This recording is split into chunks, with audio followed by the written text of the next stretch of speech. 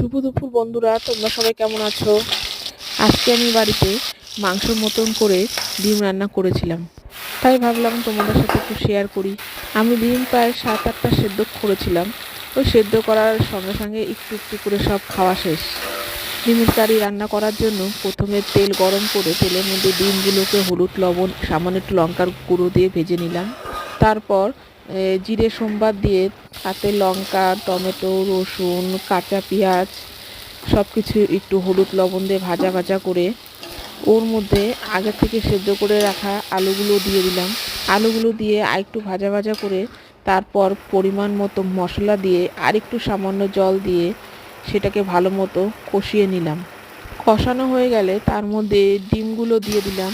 ডিমগুলো দিয়ে আরেকটু নাড়াচাড়া করে পরিমাণ মতো জল দিয়ে দিলাম। ঝোলটা শুকিয়ে এলে তারপর তার মধ্যে পরিমাণ মতো অল্প গরম মশলা দিয়ে নামিয়ে নিলাম।